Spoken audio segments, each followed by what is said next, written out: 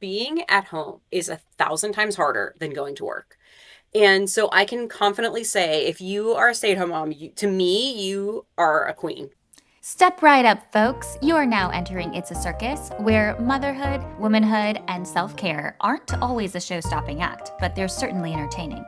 I'm your host, Elsa, here to prove that no one really knows what they're doing, and that's perfectly fine. Let's have some real conversations, peel back the layers, and remind you that you're never alone in this season of becoming. Let's get the show rolling.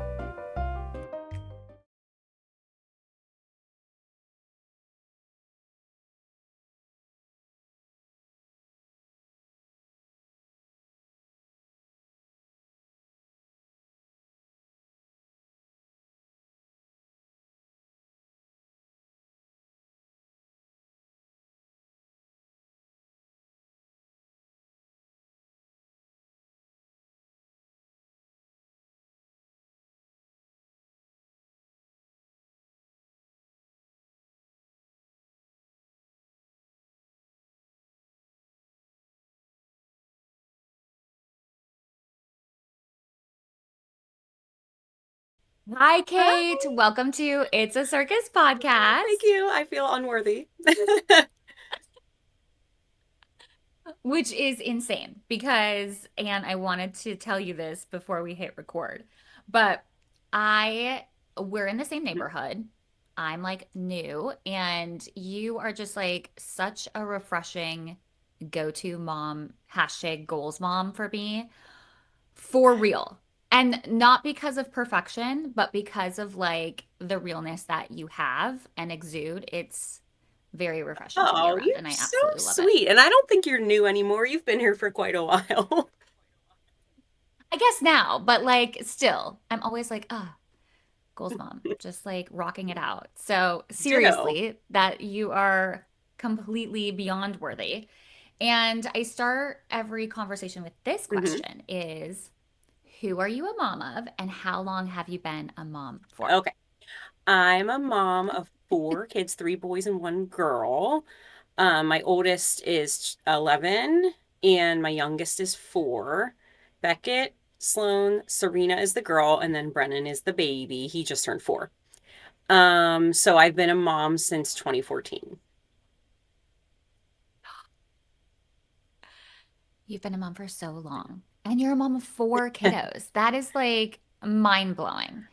So, can you take us back? I know it's a hard ask, and I've been finding this with all of my conversations with moms that have like older-ish Mhm. kids. They're like, "What am I going back to? I barely remember Yeah. this."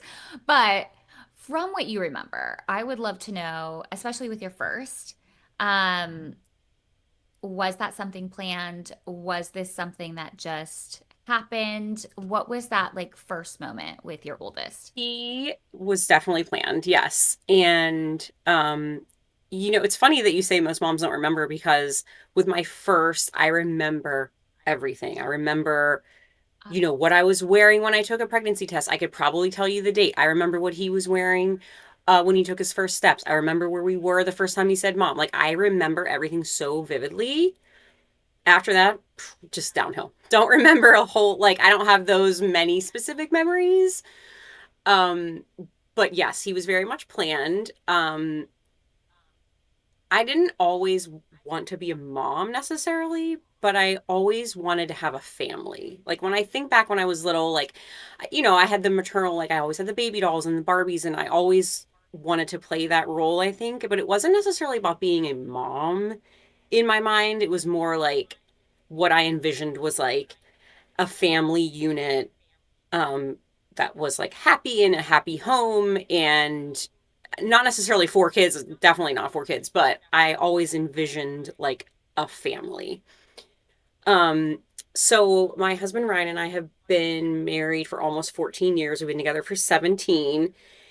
And as soon as we met, well, I mean, it was like you knew, like we knew, but there was never a discussion of like, oh, are we gonna have kids? It was like we were gonna have kids. Like we knew we were gonna have kids. Somebody asked us that like somewhat recently, like, oh, how did you know you wanted to have kids? And we were both just like, I don't know, we just knew, like we just knew we were going to. And I feel like that's such a lame answer because I don't have like a specific moment or like a reason. It was just like we knew we wanted to have kids. So when we got married, the first year we just were married, and that was awesome. And I'm so glad because originally I thought, oh, you're young and naive and like so stupid. Like, oh, let's have a baby right away. Like, I'm so glad that we waited. Now, if you do that, that's great for you. I just am glad that we had that time, just him and I, before like having a baby. So our oldest, Beckett, we got pregnant when we'd been married for like a little over a year. And so by the time he was born, he was born and then like a week later we celebrated our 2 year anniversary. So it was like great timing, and looking back, like I'm so glad we had just that time together, especially now knowing like how many kids we were gonna have, like that our life was gonna be insane for like a solid 10 years. I'm glad we had that time. Yeah. Oh my gosh, I bet. Ah, I love it. Okay, so first baby, you guys, here making Hmm. families. And then, so how was pregnancy for you, especially with the first one? My first pregnancy was perfect, incredible. Like I used to say to people, if I didn't have this big belly, I would be like, am I even pregnant? Because I didn't feel, I wasn't tired. I wasn't like, I worked out until I was 35 weeks, and not because like Oh I felt my like I had to, like I'd gosh. always been like kind of, I always consistently went to the gym. So I just kept doing it. And of course, like Hmm. the amount of running or like the treadmill or the elliptical, like the time went down as I got bigger because it was just like harder, but I didn't really have any complaints. Like I was like, this is a breeze. Like I was, and of course now I know how lucky I was. Like, Yeah. I wish subsequent pregnancies would have been as great because then I had other kids to take care of. Um, but yeah, pregnancy was amazing. I loved it. I was like, I would be pregnant a million times if I could. Like I loved doing it. I thought it was so cool. I was just like constantly in awe of the fact that like I remember being like 30 weeks with him and my stomach felt so tight. And I was like, there's no way this baby can get any bigger. Like, there's nowhere for it to go. And it just gets bigger and bigger and bigger, and it's like so tight in there. But overall, pregnancy was great. Now, the second pregnancy, not as great, but still, it was just more you have a toddler and a job, and I was just like more run down, but I never was like sick and felt horrible until I got pregnant with my daughter. Now, I don't know if that's because it was a girl and people say like the girl like takes the beauty out of Right. you and the Suck. Yes. Okay, I heard that too. yes. Okay. For me that was true. And I remember it was like, I mean, we lived up north, so it was like the middle of winter. I was like 10 weeks with her, which we didn't know it was a girl yet. And I looked awful and I felt awful. And, our sons were at the time 3 and 2.5. And I was pregnant with him and I had a full-time job. And I was like getting into bed at like 7 p.m. one night. And my husband said, oh, it's got to be a girl because you look like shit. And I was like, I really hope it's a girl because at that point we had two boys. And I mean, I'm not going to sit here and tell you I did not want a girl. I desperately wanted a girl. Um, Right. And at that moment, I was like, I think you're right. It has to be a girl. Or maybe I'm just getting older. My body's like not doing as well with it, but I just felt horrible. I never like got like actually sick, but I just felt sick all the time. I couldn't not feel sick. You just feel like hungover all the time.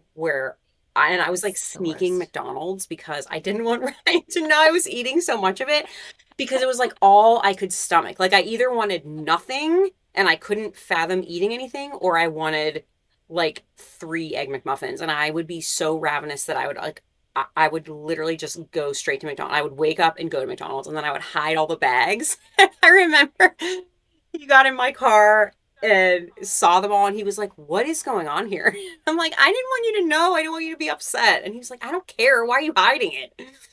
I think I probably felt like guilty because your first pregnancy, I never ate fast food. I never drank pop. I barely had any caffeine, like the perfect. And then by baby number 3, I was like, I mean, anything I could stomach, I would eat. I didn't care what it was. My God. That's so funny. So, how far apart are your boys? So the boys are just under 2 years, like 21, 22-ish months. So like we had two in diapers for about 7 months. And then when we got pregnant with our third, I want to say, yeah, by the time she was born, my oldest was 4 and our second son, Sloan, was like 2.5. So yeah, like a little less than 2 years. But um, I always say if I could go back, I probably would have just had one and then waited like 5 years and had one more. And like, um, just enjoyed the time more. I was very naive as to how that was going to go having multiples because Beckett was like such a good baby.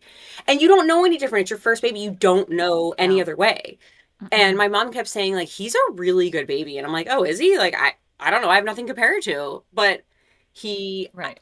you know, I feel bad saying this because there's probably so many women who want to punch me, but he was like sleeping through the night at 10 days old. Like, and it wasn't like that My all the God. time, but he was really good. Like sleeping, like Right. I'd put him down at like 10 p.m. and he wouldn't wake up to eat until like Hmm. 5 a.m. and then he would go back down for like 3 more hours. Like, so spoiled. I mean, there were definitely nights where it wasn't great, but overall, he was a great sleeper. He was a great napper. Like we had to stop him from napping when he was 4 because he was going to be going to kindergarten soon, and he cried like, I want my naps, I don't want to take away my naps. Like most kids fight the nap. Nope, not him. He loved the nap. He was fine with the nap. He didn't care about, he wasn't like a big cuddler, so he didn't want to be rocked to sleep. He didn't want to be held. He wanted to be put down. He wanted his own space. And a lot of moms would kill for that because some babies only sleep, when they're on you. But Right. he hit all Right. his milestones. Like he was a really good eater. Everything was so like easy with him, and he was like just wanted to be his own person, and he's still that way. Like I think he just was like, I'm good, set me down, give me the food, like I'm all set. My God, I love it. Okay. And you have a baby. You have a 4-year-old. Yeah, he just turned 4, and Okay. he was a major surprise. He was not in the plan. Um, I mean, I was always like really wanted to have three.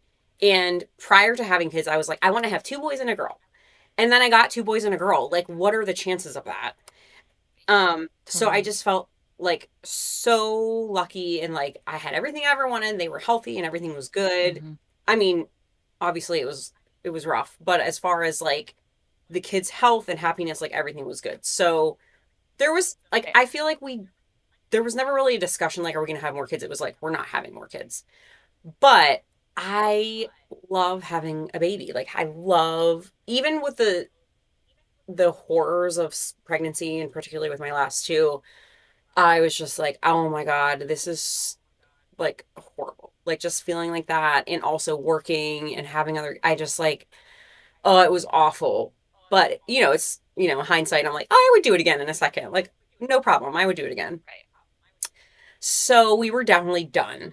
And my husband was supposed to get a vasectomy, and the office that he was going to go to, we were living in Philadelphia, was downtown, and they wanted him to, like, he couldn't drive himself home. And I was working, and life was just so busy with the kids, and I was just like, Just running around. yeah, I'm like, I don't have time to like drive you home from this dumb procedure that'll take 2 seconds. And he was like, well, I can just take an Uber. I'm like, you're not gonna, I don't know why. I just thought that was so weird. I'm like, you're not taking an Uber home. Like, we'll schedule it. We'll schedule it. Did not schedule it. And it was Christmas Day 2020, maybe? I think. Christmas Day Mm. 2020. My periods were always super irregular, so it wasn't like this flashing red light of like, oh my God. But I just had this feeling that I was like, I just don't feel right. And at that point in my life, like anytime I didn't feel right, I was like, oh, I wonder if I'm pregnant. Like it was just always like anytime that feeling came up, I was like, oh, I hope I'm not pregnant. So I didn't say anything to him because I was afraid. And I was just like, not feeling right. So the day after Christmas, we were going to Costco, and I was like, I'm going to throw up. Like, I don't feel right. So as soon as we got there, of course, I didn't say anything. And I was like, I'm going to run to the bathroom. And so I ran into the bathroom and I didn't actually throw up, but I just felt super nauseous. And I was like, this is not good. And then I'm really good at avoiding. So I just pretended everything was fine. Just went about my life, didn't do anything about it, just live my life. Sometimes I'd be like, I might be pregnant in my head, but I didn't say anything. And then finally, on New Year's Eve, our my in-laws had come and taken the two boys back to their house in Pittsburgh, and so it was just Serena, who at the time was probably two and a half, two-ish. We just had her, and it was New Year's Eve, so we were just gonna like put her to bed and like have champagne and like little snacks and watch a movie. And I remember being like, I'm pregnant and I know it. Like I should probably take a test before we drink the champagne. So I took the test. No, I'm sorry. That's a lie. I took the test a few days prior to that, but and it, of course, was bright red right away. And I just didn't say anything. I didn't tell him. I just was like, okay, I'm just going to pretend this isn't happening. And I was really freaking out. Not because, I mean, part of me, 50% of me was so excited and happy and like, oh my God, this is so wonderful. Like, we weren't even trying. This is like such a wonderful thing that I didn't even have to try. Like, how grateful I am that this just happened. But then the other 50% of me was like, oh my God, like, this is too much. This is too many people. This is too many people in our house. I would, I just, I was really overwhelmed. And selfishly, I was very much like, I can't do this to my body again. Because prior to that, I had never really lost all my weight from when Serena was born. And I was like just getting back into shape and like feeling good about myself again. And I had lost most of the weight and I was like, feel really good. And then this happens and I'm like, I just worked so hard. And now, like, I just remember thinking, I don't want to share my body again. Like, I really don't want to. Yeah. But that's what happens. Like that's how it goes. So finally on New Year's Eve, I was like, we were like toasting, and I like literally didn't want to tell him. I was so afraid to tell him, and because I knew he was going to be upset. And it's not that, of course, like we knew we would love the baby. It was just going to be like a. Right. Of course. And at that point, I Yeah. had some time to like process it. So and be like, okay, this is going to be good. Like it'll be okay. We'll figure it out. So I'm like, I know when I tell him, it's not going to be great. He's going to need time. So I was like, it's going to be an interesting year. And he's like, why? And I just like leaned back and I was like, well, and he's like, are you pregnant? And I was like, yep. And we didn't speak. He didn't speak for 20 minutes. He like had tears in his eyes. He, and this makes him sound like this horrible. I mean, if you have kids though, you understand, like, if you're not planning Of course. Yes. pre, that's like so much to handle, especially because at that point, like, we would have had four kids, six and under. Yeah, it was just like a lot. And so we didn't talk much. And I was like, I've had time to process this, but you're just hearing it. Like, I'm just going to let you alone. So, yeah, it was a funny experience. And like, I mean, we ended up just like talking it over, and then within like a few days I remember him being like, no, I'm excited, it's gonna be fine. Like obviously we knew once we had the baby we were gonna be so in love and happy and it was gonna be great. Yeah. It's just like that initial shock factor and the overwhelming, like, the other part of that was that we were living in Philadelphia, we had no family, we both had full-time jobs, like it was just like a lot to manage. So that was a huge part of it, like logistics and finances and just like our marriage. Like what for me, what was Right. kind of scary was like, what is this going to do to us? Because it's just like we're already so spread thin. I was just wanted us to be okay. And then there's guilt, like, oh my God, the kids, like there's gonna be another sibling for them, like, which of course is like a good thing, but you also start to feel like, oh, I'm taking more of myself away from them. There's so many things that go in to having another baby. And obviously we did this to ourselves, but without having that like choice and just all of a sudden it's like put on you and you're like, oh, maybe this was a bad decision. Like we shouldn't have done this. Like I had a lot of regret. But and I pretty much I pretty much like pretend even though I felt horrible the whole Yeah. 22 weeks. I felt awful. I just wanted to die. I just wanted to die. Oh I just man. like was so tired and sick and I couldn't eat. Like I never actually threw up, but I wanted to. It was like I felt like if I would throw up, I would feel relief, but I never actually threw up.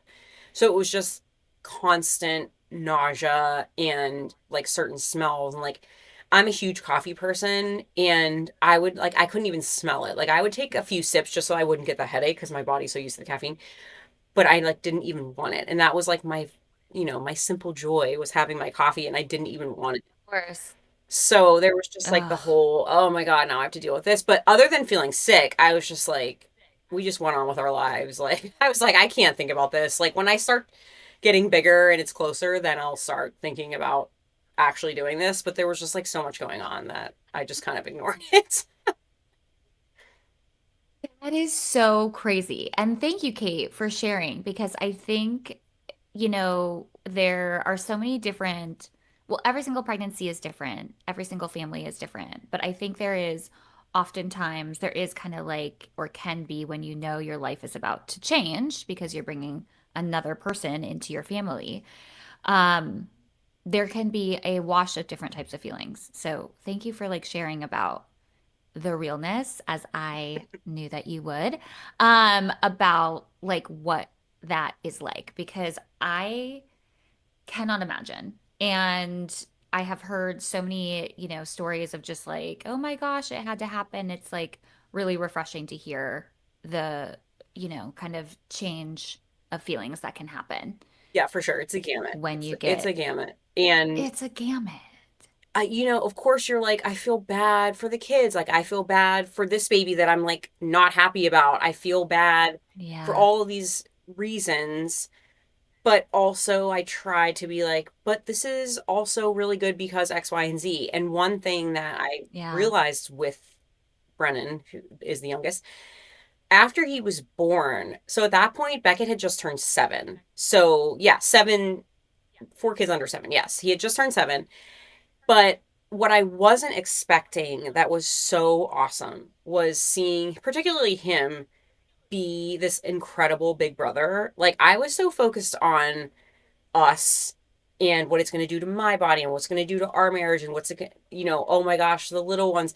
But he was like older, he was going into second grade, which is funny because like that's not old, but in our lives at that point, he was the oldest one and he is like the best big brother and that was such a refreshing like that was such like a gift that we did not see coming and him and Brennan are really close and he's still like he's just such a good big brother to him so I'm like we never would have seen this side of him if we didn't have Brennan and I think because him and his brother like they're so close in age, they share a room, they share friends, they have the same interests, they play the same sports. Like we almost kind of treat them like twins in a way, which is not fair to either of them. But because they're so close, they also fight a lot. And I think because there's a bigger age gap with the youngest son, that creates like a relationship that these two don't have. It's a totally different dynamic because there's no not that they have like they're like frenemies, they're really close,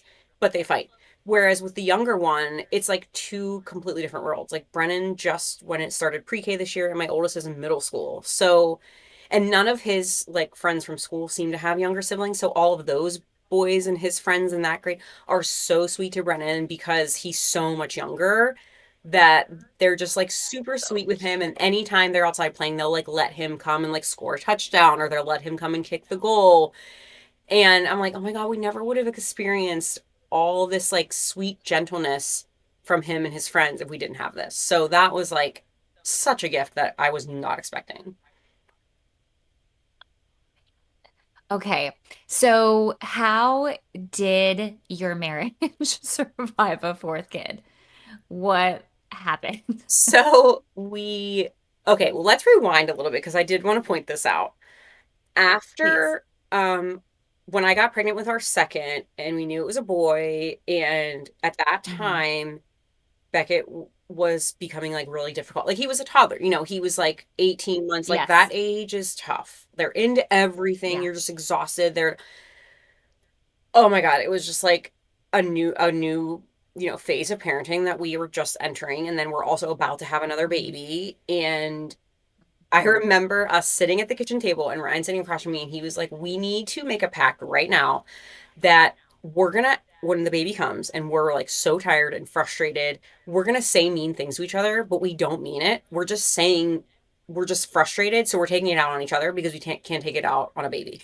Like, so let's just like make a pact now. We know we're gonna say not nice things and we're gonna be jerks to each other, but it's not about us. It's just about being parents. And I still joke all the time. I'm like, if we didn't have kids, we would never fight. Like the only thing we like argue or bicker about is because we are frustrated with them or we're having issues with this, but it's not necessarily the two of us. Of course we bicker about like random things about how he leaves his clothes outside of the hamper instead of just putting them into the hamper. But Really. like the real big issues or conversations or disagreements we have is about our kids. So we were very good about being like, even if we had like a bad day with the kids, being like, sorry, I know I was crazy today. It wasn't you, it was them. Like, let's just put it out there. So we try to be really honest. Like, after things have calmed down, then let's talk. But we do joke like we can't have a conversation until they're all in college because anytime we try to speak, someone interrupts us or someone has something to say or Cannot they're imagine. listening to us and we're like, can you not? Like we're trying to have an adult conversation. They don't listen until we start talking about things that we need to talk about and then they hear Of everything. course. Right. So as far as like when we knew we were having a fourth, that's when like we had to have like a come to Jesus conversation of like we need to be by our family because this is like I think like our max was 3 and now we're adding more. Like we need help. Because at that point we had every type of like we did daycare, we did preschool, we had like a part-time nanny, then we had a sitter for there was all these like logistics.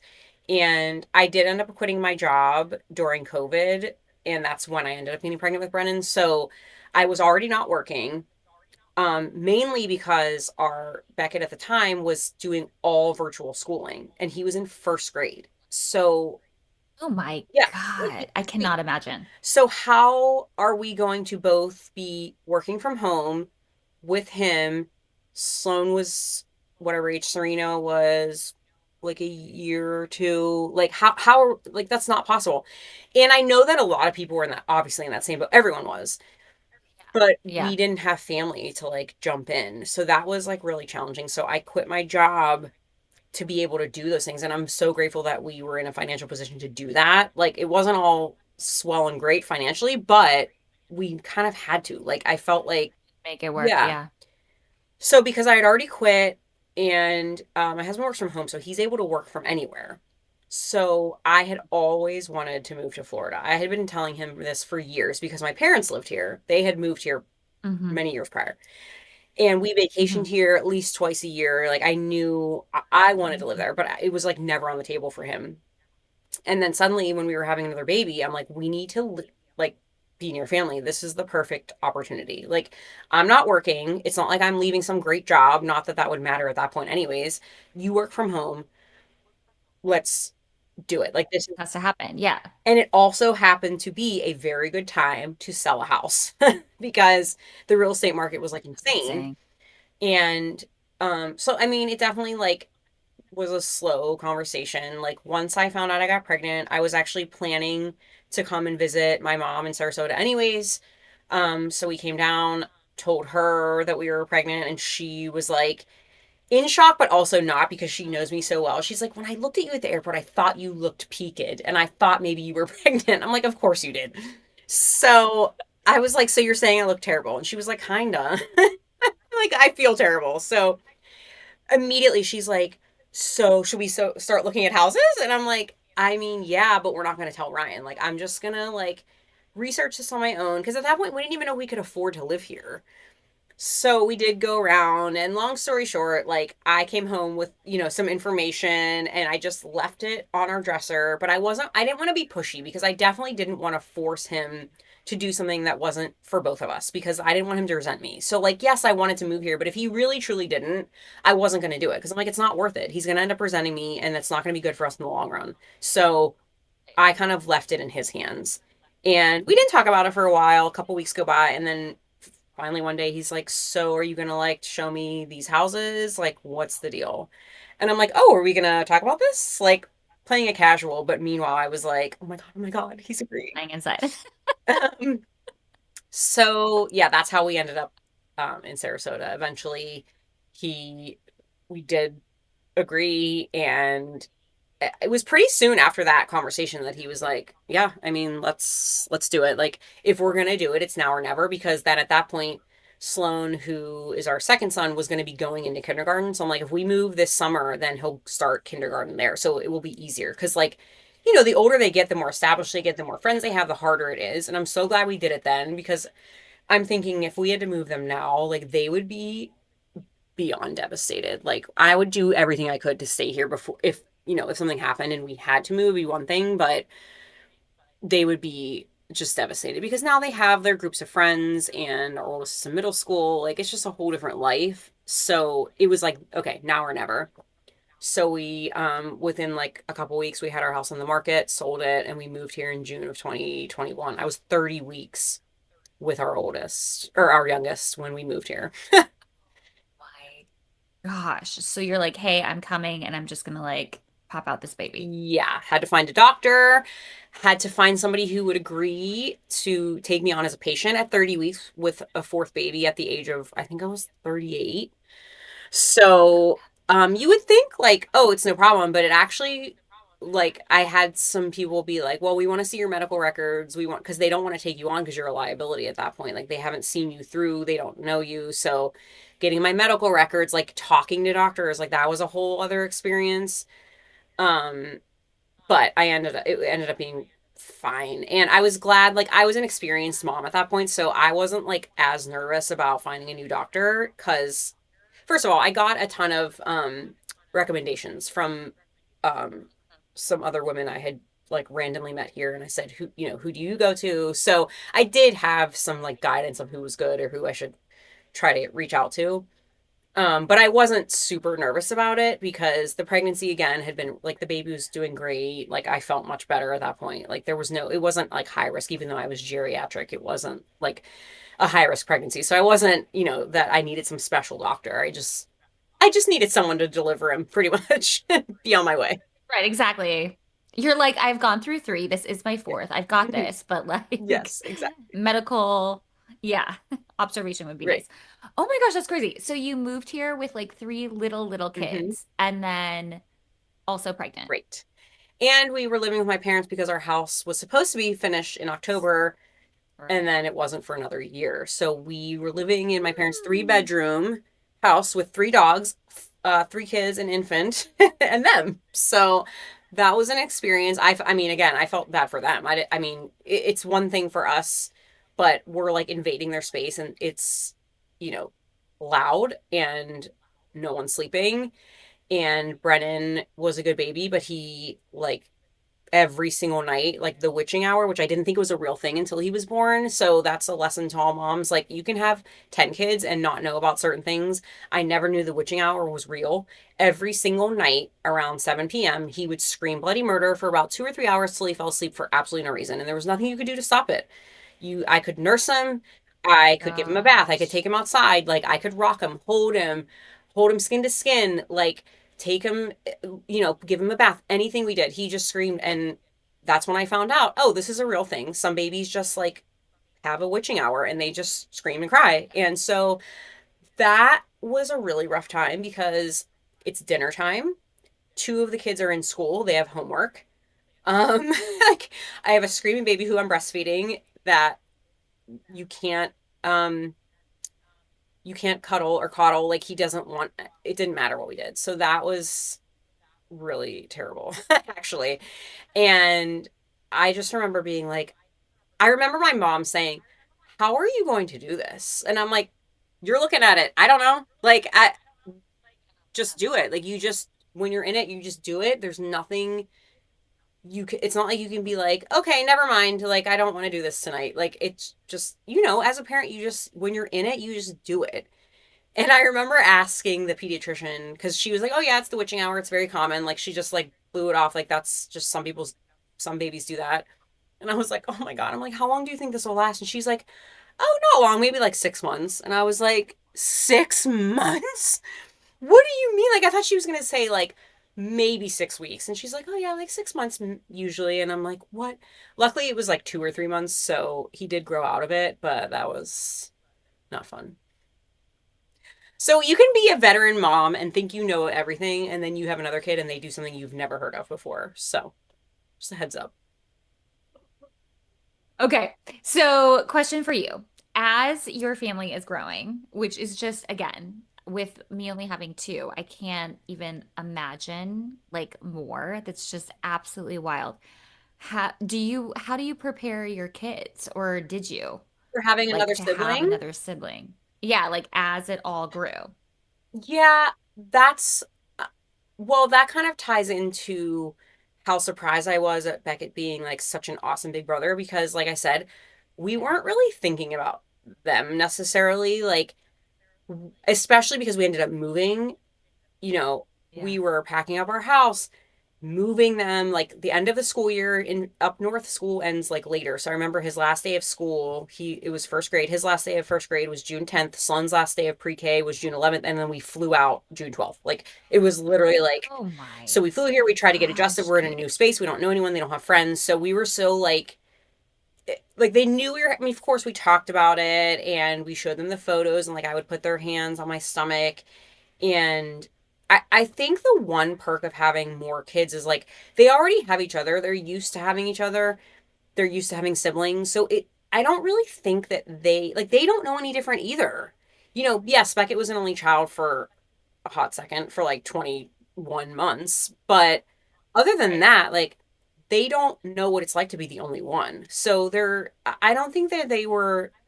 First of all, Serena was too young. She had just turned 3 when he was born, but she was excited to have a baby and like, help feed, and she would put my breast pump on her. Like she's a girl, so it was more like, Mini mom. yeah. Yeah. And the boys just like had each other. So, and they're really close and they always play together. So they were like fine with it. Like I don't remember it being a big deal. Like they were so excited when he was born.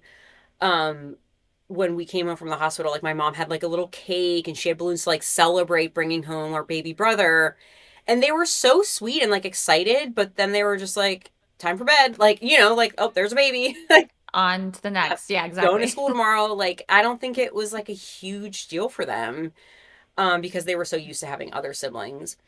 But one thing I did, and I've told you this before, I Yeah. think I was the same way when we had just the boys. I was like, this is insane. I am never having another baby. This is so much. I couldn't like fathom having more kids when they were really Yeah. little.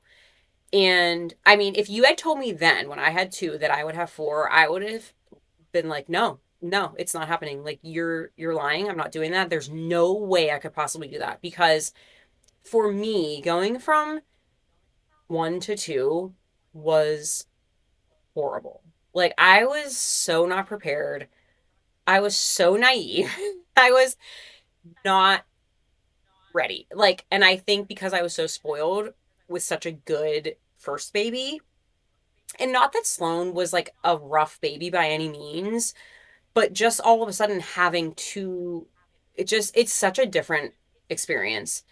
So if you can get through having two, especially having two toddlers that are like somewhat close in age, you can have 10 kids. I'm telling you. Like, because like then, and this is just my experience. Like, I know a lot of people who had one and it was horrible. And like, they were like, I'm never having another baby. And they waited like 7 years to have another one, which I totally respect and understand.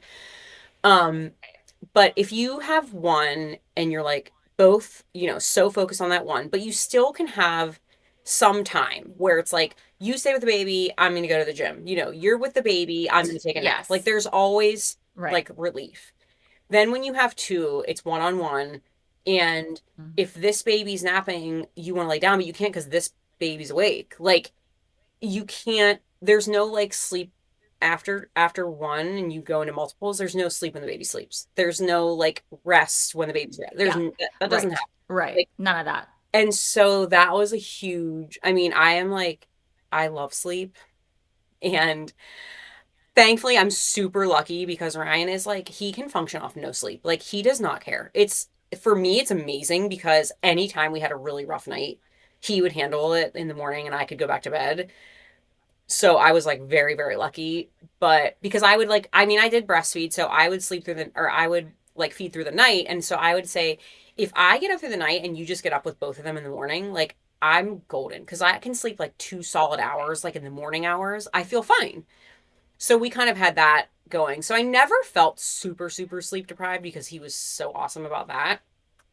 But just the exhaustion of having two little kids, two kids in My diapers, God, yeah, totally. breastfeeding, like just adjusting life. Like that's when you, for me, that's when I felt like I really became a mom. Like having two, I was like, okay, now my whole entire life is just them. There is no I mean, there wasn't a second to breathe. I didn't like, I wore my hair up for like a year and a half straight. Like, there was no like doing the hair, putting, and I had a job. Like, I was going to work looking like absolute hell. But I couldn't fathom like getting up earlier to make myself look nice. Like, no, that's not happening. I Right. am Right. just surviving minute by minute. It was really hard for me. Like, I joke, but it's not really a joke that I can remember everything of Beckett's first life, like everything he was wearing and where we were and who said this and his first Christmas and everything is so like vivid in my mind. And then with Sloan, I like blacked out, like don't remember it. It was really hard. But he he wasn't a difficult baby. He was just like he didn't want to. He wasn't great with naps. He didn't want to miss out. Like he had major FOMO. So like putting him down for a nap was so hard. And so then I'd have to rock him, and all I wanted to do was like lay him down so that I could lay down because Beckett was still not. All those like.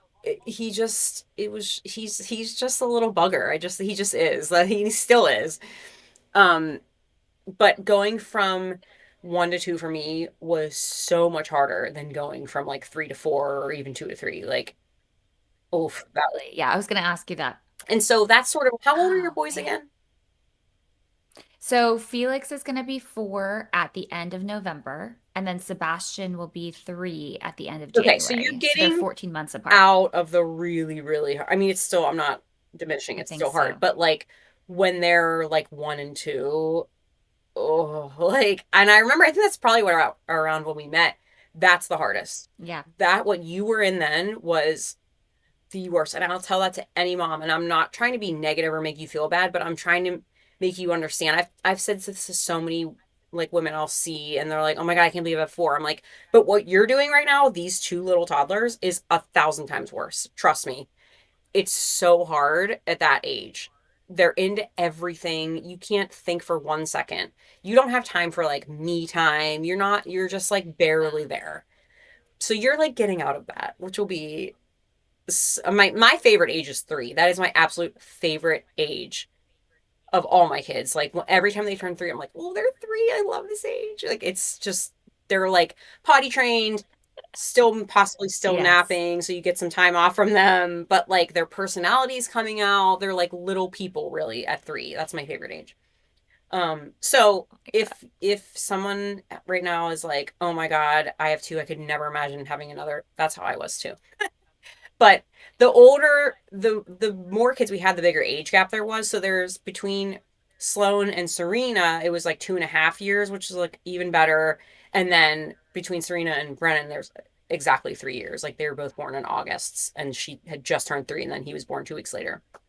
And so that was like fine. Like as far as like bringing home a baby to them, like that age gap, the 3 year gap was like fine. Especially, I do think having a girl makes a difference. Like, girls are more interested in the baby, they want to help more, like, they want to be more involved. And it's not that the boys didn't care about him, they just don't have that. They're not like, oh, can I do it? Can I do it? Like they want to hold him and they would always like say hi and bye to him after school and they would want to be around him, but then they'd be like, okay, I'm over it and like go play, their iPad or go outside and play Right. a sport. But Serena like Right. was really invested. And I do think that helps if you have a girl because when Sloan was born, Beckett literally did not acknowledge his existence until he was like walking. And then he was like, "Oh, I have a brother." Like did not care at all. He was just like, "No, I'm not interested." Living his own Yeah, life. and I think it was Right. because he was a Yeah. boy. I just think, and he was very little, but anyways, Hmm. Oh my God. me Okay, so way too Kate, much. Like, I need to. no, you're not. You're perfect. No, you're perfect. This is everything. Okay, tell me though, how, because I don't know, like what is the like path of your career in like conjunction with motherhood? Like how did that Okay, work? so when Beckett was born, we were actually living in Washington D.C. That's where Ryan and I met, and we were living there. And at the time, I was working at George Washington University, and I was doing Okay. like events for the president of the university. Oh, no way. So they had like a Cool. venue that was specifically for him. So they were like smaller, intimate, like receptions and stuff. And I loved that job. And so when I mean, I never had a drive to like be a stay-at-home mom. I was never like, oh, I'm gonna have a baby and then be like a housewife. Like that wasn't on my radar. And not that I was like against it. I just that didn't occur to me. Like my mom always worked. So I just feel like it was just in me that like I was gonna keep working. And of course, when you have your first baby, you're like, I can't imagine leaving him. Like I don't want to go back to work. And I didn't. I did not want to go back to work. I definitely wanted to stay with him. We were having like it was just like a very like looking back on it, I know there was hard times and I had trouble breastfeeding and he had trouble gaining weight, but overall becoming parents was like came very easily for us. Like I feel so like such a jerk saying this because I know so many people have like really really hard times when they first have a baby. But I think mine was like the opposite. Like it was like rainbows and butterflies when he was born and then having a second was like Love that. when things went south for me more so. But we were like we just were in a routine, like we were just good. I can't explain it. We just like becoming parents came really naturally. He was a good baby, so that helped. We weren't like overtired all the time, so that helped. But we were just like in this like happy bubble where I was just like it just felt so good. Like I was so happy and I did love my job. And so going back was hard and he had to go to daycare, which is like horrible leaving a 3 month old at a daycare. But Yeah. my boss at the time was wonderful. And so I would leave early a lot, like as long as I got all my work done. And like I started working from home like once a week and we made it work. Like it wasn't ideal, but we made it work. And I still really liked my job. So at that point, like I enjoyed going in because then I could like get dressed, have my coffee, go to my dad, and I could like sit and eat my lunch. Whereas like when you're home with kids, like you can't do those things. So I did start to like No. see it as almost like a little bit of an escape. And I missed him and I wish he didn't have to be in daycare, but I also didn't have enough of a desire where I was like, oh, I want to be a stay-at-home mom. Like, I mean, it wasn't even on the table because Washington, D.C. is like insanely expensive to live in. So that wasn't an option. Like, I did mention Seriously. it to Ryan. He was Yeah. like, you're out of your mind if you think you're going to quit your job. I was like, you're right. Like, I can't. Right. Um, but we ended up moving to Philadelphia when he turned 1 because I did want to quit and I knew that we needed to live somewhere more inexpensive. And I knew it wasn't like a long term like oh I was going to quit and be a stay-at-home mom for years and years. I just knew at that point I was like I might as well like I'm only going to have little kids one time. So I might as well do it even if it's just temporary so that we can like I'll quit, we'll move, we'll get settled and then eventually I'll get another job. Like it was never a plan to like be a full-time stay-at-home mom. So we moved there and like literally the month we moved in, we got pregnant again with our second and um I wasn't like loving being a stay-at-home mom with Beckett. Like I just and it didn't help that we just moved somewhere I didn't know very many people. So, I didn't know the area. I was Yeah. feeling pretty isolated. So, like very unconventionally, I got a job when I was 12 weeks pregnant with Sloan because and I didn't tell them My best friend is in HR, and I called her and I was like, what do you think I should do? And she was like, you don't have to tell them legally when you interview. She's like, but also if you tell them and they don't like want you because of that, then you don't want to work there anyways. And I was like, yeah, you're right. Um, so I chose to like go through the interview process. And by the time they actually hired me, I was like 14 or 15 weeks. And I was like wearing billowy dresses so they couldn't see. And Of course. so I was working as an assistant for a CEO of like a wedding and catering company in Philadelphia, and I ended up Cool. staying there and like growing there. I was there for 5 years and I loved working there. So it did end up becoming my escape completely because once we had three, like going to work for me was a treat. Like I loved going to work. I worked with all women like my age and we had fun. And Right. that's when I was like me. That's when I felt like I was Kate. Like I would go to work and I wasn't mommy. And I loved the job. I loved everybody I worked with. And I just enjoyed having that escape. And I remember this woman saying to me, but isn't work so stressful? Like, and she didn't have kids yet. And I was like, no, being at home is 1,000 times harder than going to work.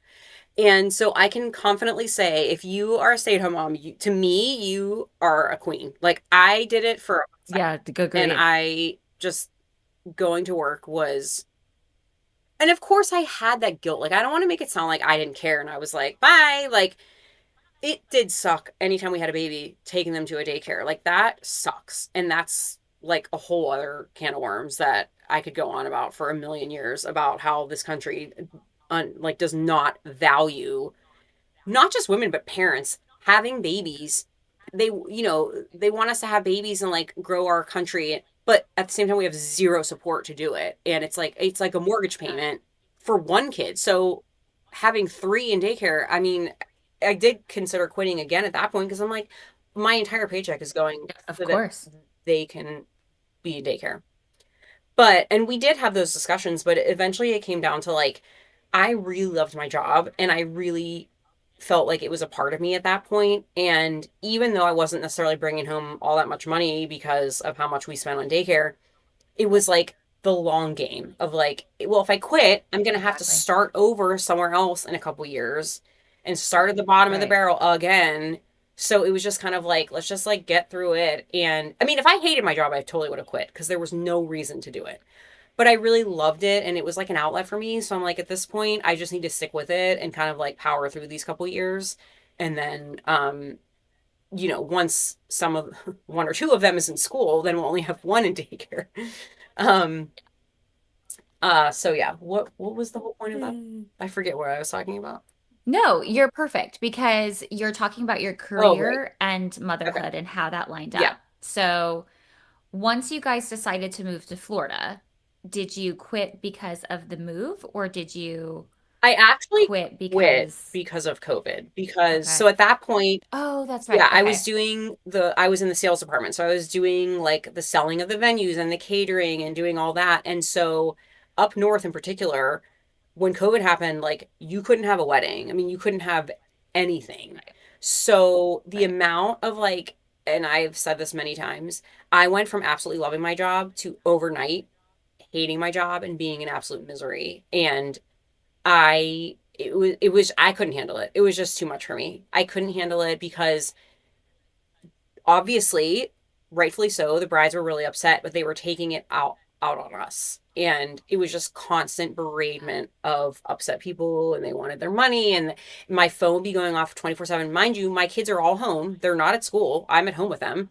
So Ryan and I would Ugh. take turns. Like he would work from 8 a.m. to noon and then I would work from noon to 4 and then he and I would like try to have some semblance of a life with the kids from like 4 to dinner time, and then after dinner time we would both be on our computers and then put them to bed, and then we would both work until like midnight every single day.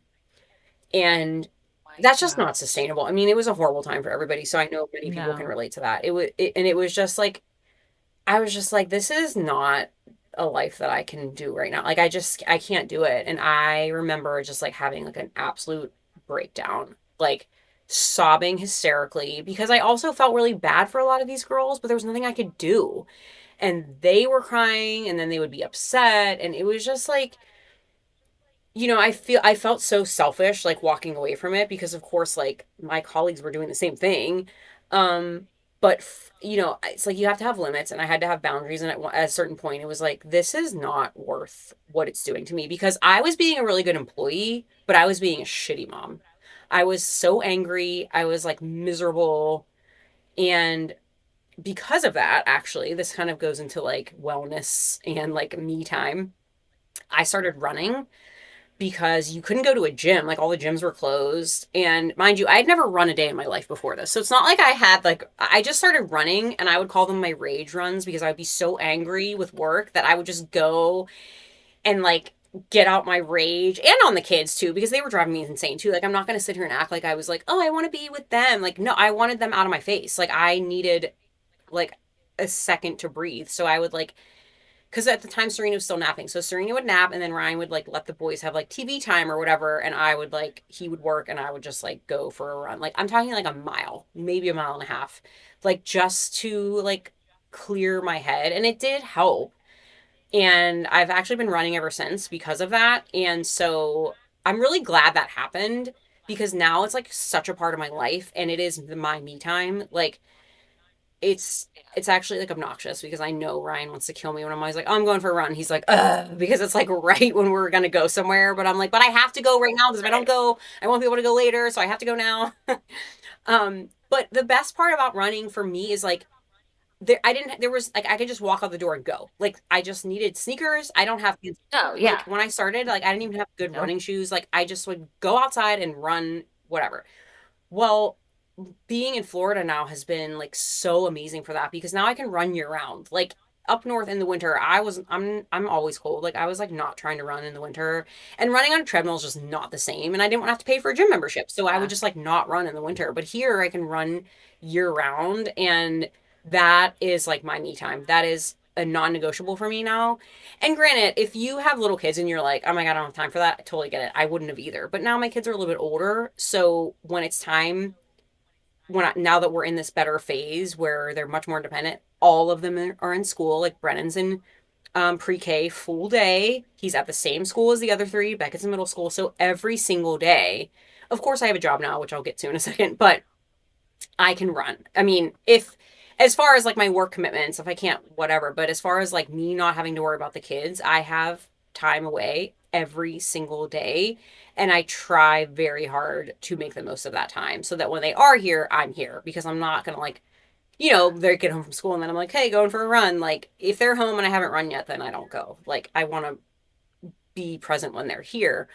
But I there was many years where I did not do anything for myself. Like I never got my hair done. I never got a pedicure. Like and now I'm so spoiled. Like I do all of those things now and I do appreciate them so much more because there was many years where that was not the case. Like was not happening.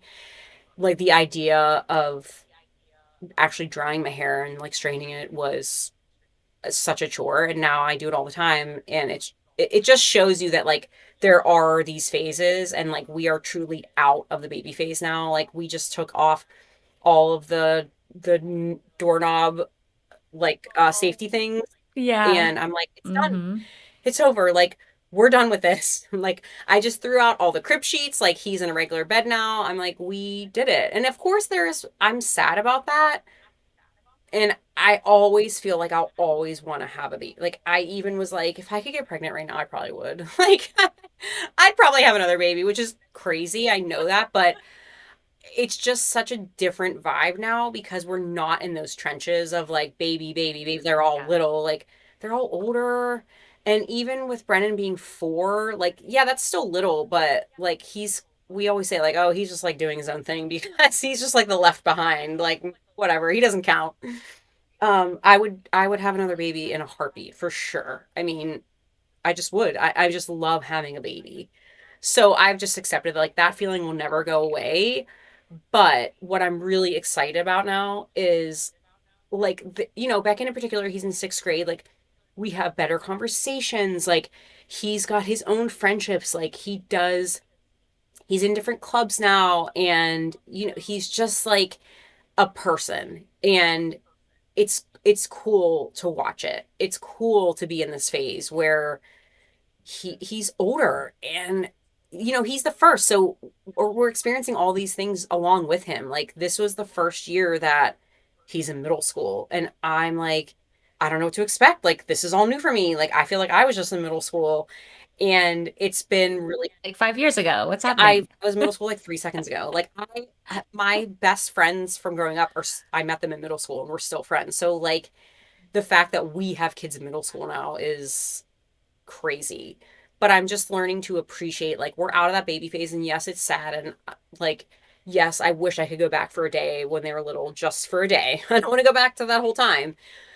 But I'm learning, and I got this advice from it's like a sad story, but it's a good lesson. A girl that I know, I'm good friends with, she had a friend whose daughter, the details don't matter, but her daughter battled cancer for many years and she ended up passing away when she was like 14. And her Oh, mom sad. said, um, just be grateful that you can watch your kids grow up because I'm not going to have that chance. And I Yeah. was like, that is a lesson I'm going to always think about. Like, instead of being like, oh, they're growing up, I'm so sad, just appreciate that you're able to watch them grow up. And like, that's the point of having kids is to watch them and help them and nurture them and watch them grow and see who they become. And isn't that like what we all want anyways? So I try not to fixate on the like, oh, I can't believe they're so old. And like, of course I feel that way, but I'm also like excited about seeing them get bigger and seeing who they become and trying not to focus so much on the, oh, it goes so fast, just wait.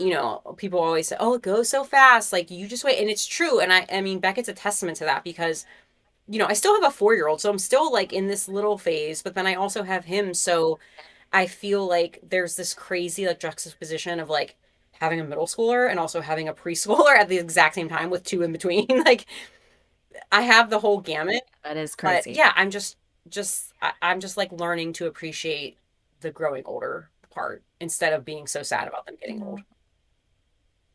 Yeah. Ugh, that's so crazy. I know. I can't. It's so funny when I see the boys, like the boy gang in this Mhm. neighborhood, like go around. I'm like, oh my God, I can't even imagine Well, your my kids boys being that and old. Brennan eventually they're gonna be boy I know. gang. They are. There's a few of them in the neighborhood that are all that I know. same like age. Yeah, I know. yeah, it's Second gonna be fun. You generation. can't move. We have So to have a cute. second generation boy gang. We really do. It's so cute. Okay, so when you moved to Sarasota, and how did you get into real estate? And is that always something that you wanted to do? So when we moved here, then of course, like Brennan was born. So I was just like, obviously, I'm Crazy. not gonna get a job right now. Like that's crazy. Um, but we knew that eventually I would go back to work. And I did consider going back into weddings because even though it was like the bane of my existence during COVID, I'm like, well, that was a like extenuating circumstance. Like it's not always like that. It's usually pretty awesome. So I did consider it. But the problem with that type of job is it's nights and weekends. And Totally. um, I Totally. feel like when my kids are older and they're all doing their own thing, nights and weekends won't necessarily matter for me because, you know, and I mean like when they're in college or even older, when they're gone, like I would be fine to do that. But just have like it just having done that in Philadelphia when they were little was like really hard on us just because we didn't have a lot of family time. Like I was off Sundays and Mondays, but obviously Mondays Ryan was working, Beckett was in preschool. So like it just didn't work as well for our family. It just was really hard for us. So after I did consider that, my mom is actually in real estate. And so she was like, you should get your license. I'm telling you, like it's the perfect job for you. And so I got my license in May of 2023. So it's just like over 2.5 years I've had it. And it is truly the best job as far as like flexibility. Of course, there are some. evenings that I'm like doing a showing or I have a meeting or something, or open houses on the weekends, but it's not consistently every single weekend unless I wanted it to be. It's more like I make my own schedule. So it's been so wonderful because I can make money for our family, but I can also be there for everything we need. Like I take the middle schoolers in our neighborhood, I take them all to school every morning, and Ryan takes the three elementary ones, and then I pick up, the elementary kids every day, and another woman in the neighborhood brings home the middle schoolers. But I'm able to do that. This morning we had an honor roll assembly for Sloan. He got straight A's for quarter one, so they do like a little assembly every quarter. So like Oh, I'm cute. able to go to that. I'm able to, if there's a half day, I can pick them up. I'm able to do the soccer practice at night. Like it just leaves it so that I can be. It's like I'm a stay-at-home mom kind of, but I also work. Yeah. So it's truly like the best um career right now for me. And I actually enjoy it. I mean, honestly, it's very similar to like selling a wedding or like working with brides. It's very similar to like working with a client, like finding a house. It's a very emotional thing that it can be very stressful, but like I mean, it's not like the medical community. Like it's not that stressful. Like, come on, it's selling a house. Like everyone will be fine. No one's going to die. No one has cancer. Like it's Right. all good. People get stressed about it. Totally. And I do too. Like I definitely get like invested and I get stressed, but then I have to be like, no one's dying. This will be fine. Right. Right. So that's how I got into it from her. And I really, really enjoy it. If I didn't enjoy it, again, I wouldn't do it because I don't have to do it. Like Yeah. I wouldn't do it if I didn't really love it. So of course, having the flexible schedule is a major perk. But I enjoy it. And I mean, it's not easy to start out. Like, first of all, you have to pay to take the class, then you have to pay. It just feels like you're constantly giving away money to like even get started. So it was hard at first because I was like, by the time I start making money, I'll be like 30 grand in the hole. Like, I don't know why I'm doing this. Right. So, it was fine for us because Ryan's like our breadwinner anyways, so we had the other income.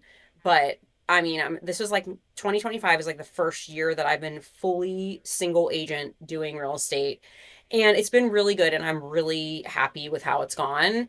I'm doing the amount of work that brings money into our family that is like profitable, but also I'm still able to be 100% like mom. Like I don't miss a pickup, I don't miss any of the mom stuff, but I also work and it's like the best of both worlds. So I'm like really grateful for it. But not to say that at the beginning it didn't kind of suck because you're not making money. Like you're literally just giving money away for everything. So that was kind of tough. And I was like, oh my God. But you just have to stick with it and get over that hump. So if you're considering it, just know at the beginning it sucks. And then um it's much better. And I'm so glad I stuck with it because I really enjoy it. Oh my God. That's amazing. That's like so good to hear. I know. I think there is a lot of like, well, from somebody outside the industry, I feel like it's like very exciting and like such a fun, like social, fun, like networking type of career to get into. Totally. It really is. And Um, it's not all like, I mean, I definitely think there's like a stigma of like, oh, it's so easy. And like I personally think it is pretty easy considering all like when you look out like a bigger picture of like all the jobs in the world, like yes, it's like I said, it's not that hard. Like calm down. It's just real estate. Right. But I understand that there are Right. stressors with it with people like there's a lot of money being exchanged and there's like legal jargon that scares me, but overall, yeah, it's like I've met so many people. You meet people from all over, especially in Sarasota, because there's so many transplants and people that live here half time. And I've met so many people who like randomly are like, oh, I grew like the woman who I sold the house to down the street literally is from the same town as me. And like we randomly met when she came to show it or came to see it. Stop.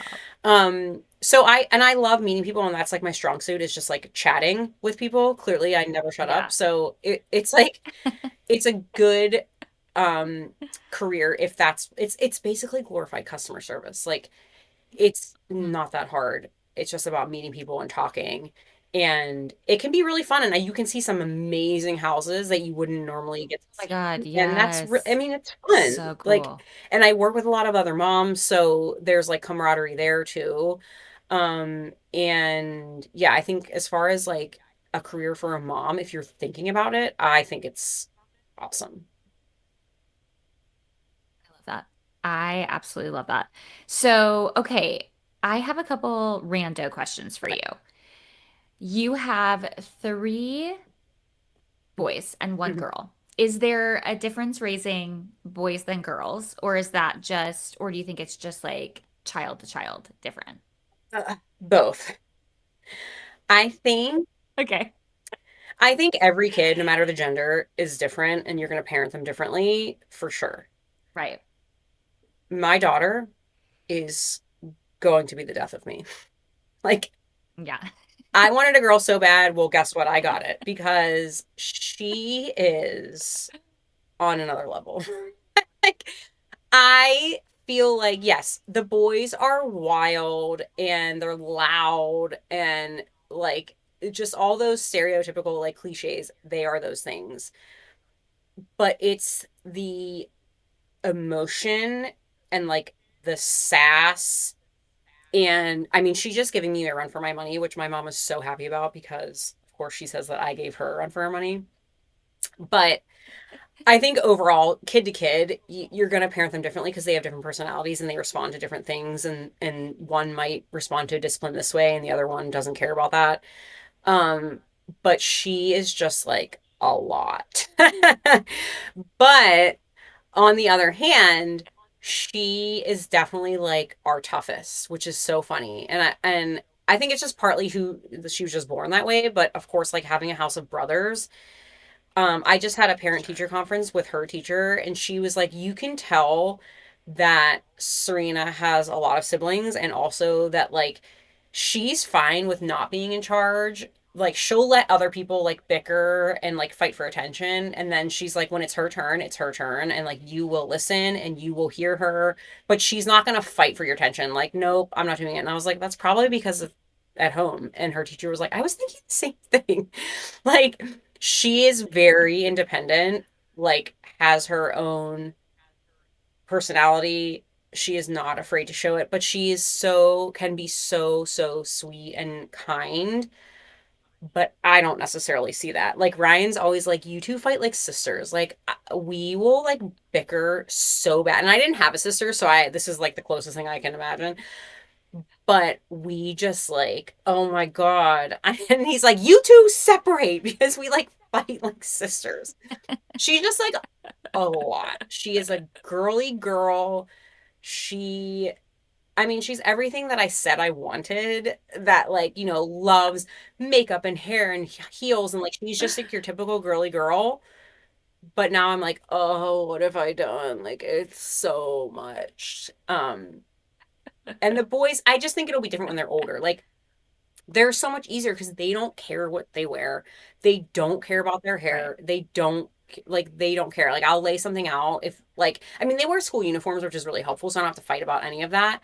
But on Fridays, the elementary kids can wear whatever they want. And those are the days where I'm like, okay, Serena, let's talk about this now so we don't have an argument in the morning. Like, what do you want to wear? And like if I gave something to Sloan, he would just put it on. He wouldn't even think twice about it. Like he doesn't care. So those things I think for girl, at least in my experience, like girls are just they care more about those things, like, and Yeah. the boys are just way easier. I know that I don't have to like there's not going to be an argument, and all they do as far as like self-care is like brush their teeth and go to school. And she's like, can I wear your lip gloss, can I have your earrings, can you put my hair in a bun, can you put a bow in, like there's all these things. And I'm like, oh my God.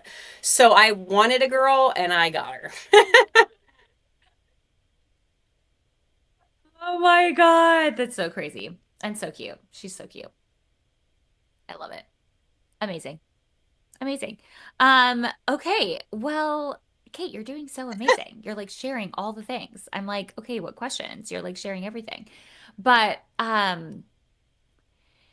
tell me about for you, and you shared a little bit. So if you can expand, that's great. But if you were to give yourself advice like pre-kiddos and thinking about like all the hurdles, kiddos, pregnancies, parenting stuff, relationship stuff.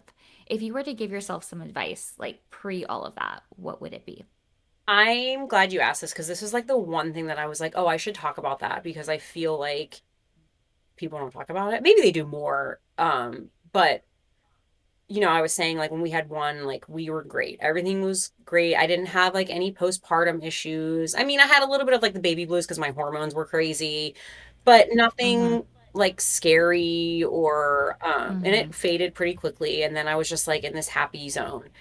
And then we had our second, and my anxiety was insane. And I've always been anxious. Like my mom always says that I didn't sleep all of 1993 because like I I had like anxiety, but back in the 90s, especially with kids, you didn't like anxiety wasn't a thing. Like that wasn't a thing. It was just like my mom would always just say, "Oh, she's just so nervous. Like she's always so nervous." But really looking back, my mom's like, "Yeah, you had anxiety and like it wasn't something that was like addressed or that would have even been considered for like a child." So I always had it, but then having two little kids just like exacerbated it beyond belief. But I was so in it that I didn't see that. And I think that's why I say like I blacked out because I found myself just like I was my jaw was always clenched, like my hands were always clenched, like I was always just like such a ball of nerves, I guess, and like tense. And when Sloan was like 9 months, he was in this phase where he would wake up every morning like 5 a.m. And Ryan would already be awake because he's crazy and he would wake up early and like be working. And even though I was so exhausted every night, like I couldn't fall asleep. Like I would just be like so anxious, like I couldn't sleep. And so I would fall asleep super late and then he would wake up at 5. And I remember I would wake up and like I would just like have tears streaming down my face because I was like, another day. Like I have to do this another day and I'm not rested and now I have to go to work and I can't like and it was just like this like domino effect where I couldn't like relax. And I don't know that I was really like talking because my mom and I are super close. So, but I don't know that she even realized at that point that I was like because I would just always be like, oh my God, I'm so tired. And people would just assume, oh, you have a baby and a toddler. Like you're just tired from that. But really, like, I was like keeping myself awake. Like it wasn't them. It wasn't, they weren't Right. like up all night. It was me. And I didn't really, I mean, I definitely did not realize at the time that I had like anxiety, like postpartum anxiety, and not just postpartum, but just like in general anxiety. And Right. Right. finally, I want to say he probably was like maybe 15 months. Um, my mom did recognize like how bad it had gotten for me, and she had like a come to Jesus conversation with me and was like, she was very delicate about it because she knew that I would like snap if it came off wrong. She was like, I just think you need to consider like therapy and or medication because like you need to calm down. Like I'm worried about you. I feel bad for you.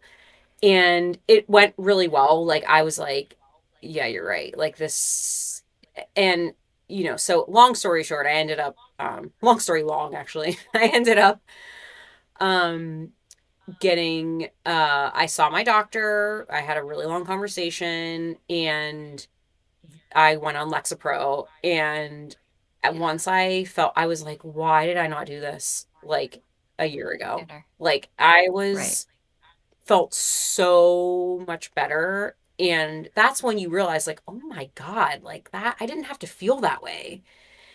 So Yeah. I know it's really easy for us to say like, oh, if you're feeling this way, like reach out. But like when you're in it, you don't really know it.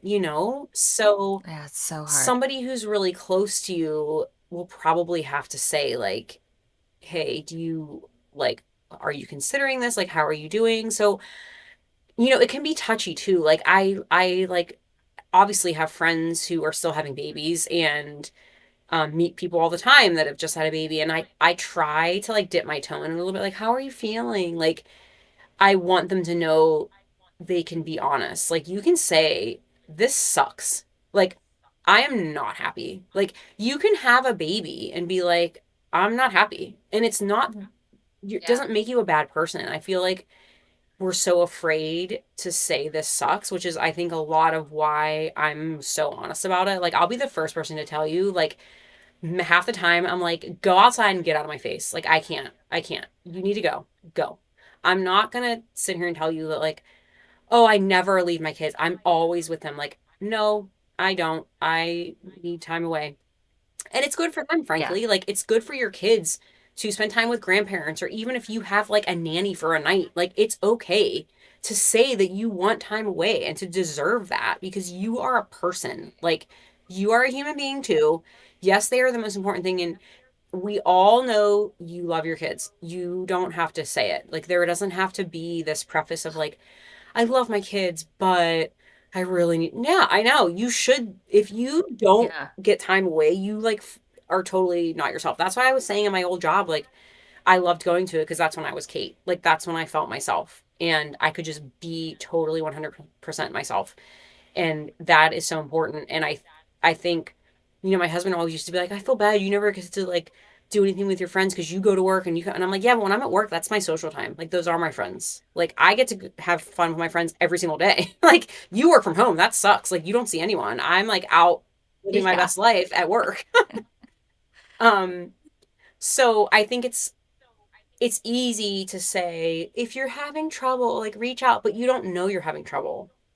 But if I know. you if someone close to you recognizes it, I would say like be open to the conversation. Like don't shut it off because people who are seeing you from the outside, because think about it, when you're like out in the world or like at Publix or whatever, and somebody's like, oh my God, your kids are so cute. Like you're so lucky. You're so blessed. And you want to punch them in the face and be like, oh, I'm sure that's easy for you to say because you had a good night's sleep and you've eaten a real meal and you showered today. But like I haven't.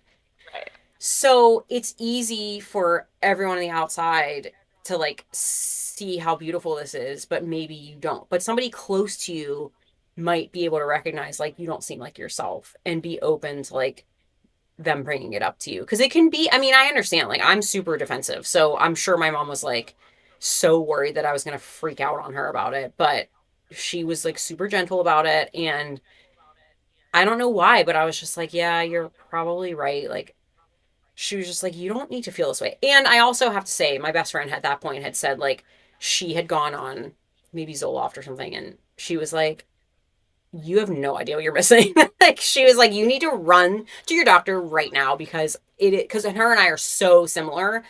So I was like, okay, if she's saying it too, like, and it helps to have like that community of Done. women, and friends. I mean, her and I were super lucky because we have been friends since high school and we both had babies like at the exact same times. Like her and I, our birthdays, this is like off topic, but both of our birthdays are 2 days I love apart. it. Our husband's birthdays are 2 days apart, and then our first babies are 9 days apart. So we're like in the What? same exact phase. And then she had a baby quicker after me, so her kids are even closer in age, her first two. But our kids generally are like at the same age. So yeah, her and I, like God. we went through all these phases together. So I feel like also having somebody in the same phase as you is super helpful because you can bounce things off of each other and like that's when, that's a lot of times what I learned. Like, she'd be like, oh, well, because Beckett used a pacifier. And she's like, well, why don't you just put multiple pacifiers in the crib so if he wakes up and can't find it? And I was like, oh my God, good idea. Like, never even thought of that. And so I just like threw all these pacifiers in there and she gave me the idea.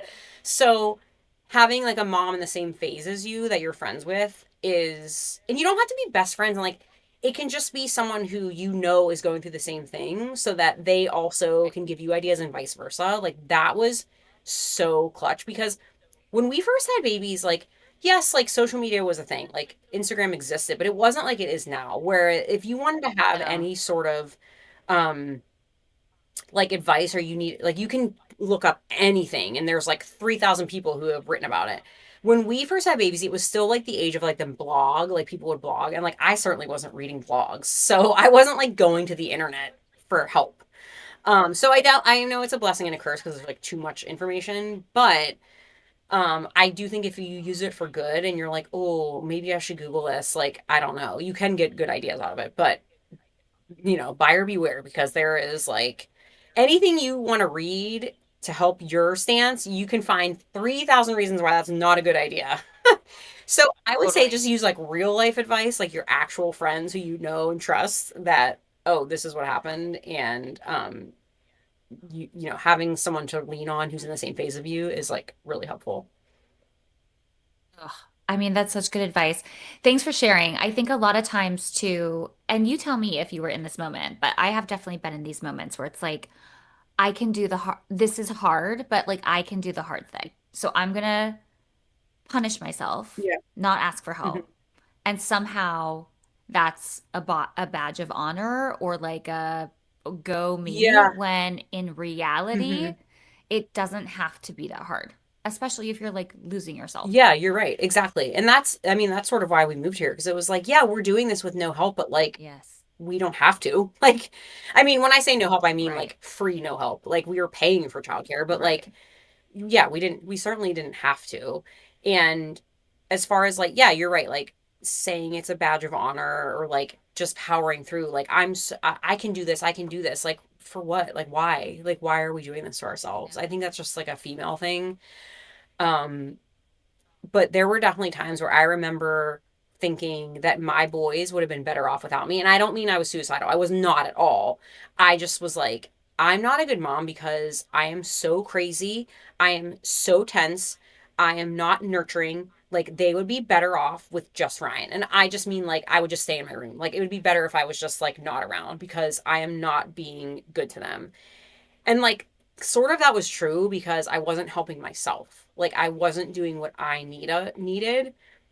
And I'm sure they don't remember at all. I mean, they were so little. Like, they have no memory of that. So thankfully, like, now, and I'm still on Lexapro and I'm not afraid of it to say it. I'll tell anybody, like, get those meds, girl, because it is, if you, it doesn't make you less of a person because you need a medication. Like, if you have a high cholesterol, you take a cholesterol pill.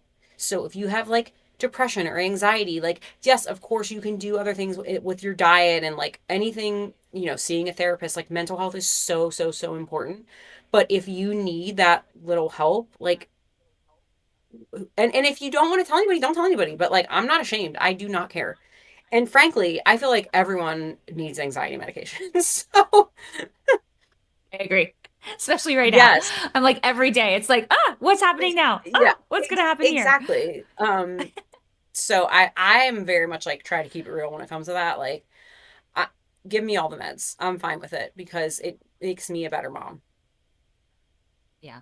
Yes, I love it. Thank you. Thanks for sharing. I think that's like important to say and it's part of, our journey through life and like please, it's wild out here. Of course. So I love it. Dude, amazing. Okay, anything else you want to add before I ask like our final questions? Kate, you are like killing it. Well, I don't know if this is generally going to answer this question, but like what I already have realized, and again, this goes into like society and it's like a whole other thing, but yes, I think moms are the supreme beings. Like, not only do we like raise them and whatever, we literally create them in our bodies, and it's insane. Um, but I am just, I think when I, like, when they're older, and even now, like, I'm able to look back already, the one thing that I feel like I couldn't have managed without is like a wonderful and involved spouse. Now, that's not like his philosophy, but I just think well, it ticks me off when people or society is like, "Oh, your husband's so wonderful. Oh, he helps so much." No, he's not helping. He is part of this. He is the Yeah. dad. Like, he is a parent as well. Right. And it actually like makes Yeah. me mad for him because I know that he gets offended. Like, if he's at the grocery store with all the kids, they're like, "Oh my God, look at you. You're so busy. You're such a good dad." And he's like, "Yeah, like, they're my kids. Like, what do you mean?" But we're so used to being in this society that's like the mom does all of the housework and all of the, kitchen and the laundry and all that. And yes, I do those things, of course, but so does Ryan. And Yeah. there's two parts of this. Like, I'm not saying I'm not grateful that he's incredible. I always say this all the time. I'm always singing his praises. He is a better parent than me. He has more patience. He's better with discipline. He cooks for, like, he does everything. He takes the three, youngest one's to school every day. He gets up with them. I literally roll out of bed at like 8 o'clock. Like I am so spoiled. But at the same time, why does that make me spoiled? Because my husband, who is the father of these children, does just as much as me. Like, I wish that it would be more, like, not accepted, but just part of society that that is what a father should be doing. This is not, I am not lucky. Although I am, I feel like I am. I know I am. But as far as like everyone, just society saying like that, oh, he's babysitting his kids. No, he's not babysitting. They're his kids. Like, he's not babysitting them. Like, he lives with them just like I do. And so it does like, it ticks me off that he gets like these compliments, which he deserves. But I'm also like, but if I'm at the grocery store with 4 kids, nobody bats an eye because I'm the mom. So I should be doing these things, like, but if he does it, he's dad of the year. Like the standards are so different. And I even joke to my mom, I'm always like, you guys are constantly praising how great Ryan is. Oh, great Ryan. But like, I'm just as good. Like, I'm just as great as him. But it's just more expected of the mom. So I almost like right now I feel like I'm like putting him down, but I'm not meaning to be. I'm actually like building him up, but I feel like he should, like, what he is should be the standard. It should not be the exception to the rule. Like, it should be the standard. And if your partner or spouse, man, woman, whatever is not doing those things, then they need to step it up because they are not your kids. Like, they are our kids that we have decided to have together. And if they need their uniforms cleaned for school, he can do that too. Like, and he does do that. Like, I am so Right. grateful. And I honestly, like, yes, having 4 kids is hard, but if I didn't have him as like, and I don't mean just like man, I mean Ryan specifically, there's no way this would have worked. Like it just wouldn't have because it's just too much for one person. Like it's too much for both of us. It's too much for us too. Like we have my Right. parents babysit a lot and like not even just babysit, but like, hey, can you come here because I have a showing at night and Ryan has to take so and so to soccer practice. Like, hey, can you take the kids for 2 hours because I have an open house and Ryan has XYZ. Like, so we have extra hands. We rely on my parents a lot for support, and even Ryan's parents will fly down here from Pennsylvania and watch them if we're going away on a weekend. Like we have supportive families. But I think overall, like my philosophy for having kids is like you have to be in a supportive, healthy, dual relationship, like a team, or it's not gonna happen. Like it's I just can't imagine because like yeah, I'm not gonna sit here and tell you it's wonderful all the time. Of course, like we have arguments and things can be really tough. But if I didn't have him, this would not be like, and I'm only saying that because I've heard from, especially like our parents' generation, like it was just much more like the dad worked and the mom stayed home.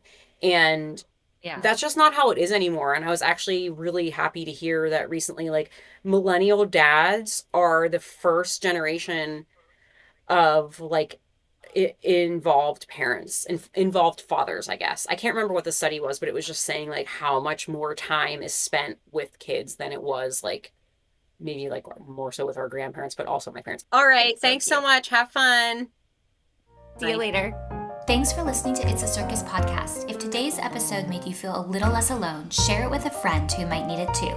We are building something special at the Turner Brothers Circus, a space for women in transition to find connection, laughter, and support as they navigate motherhood, identity, and taking care of themselves along the way. I'd love for you to be a part of it. Remember, you're doing better than you think. Stay grounded, stay real, and embrace that beautiful mess. And as always, the show must go on. Until next time.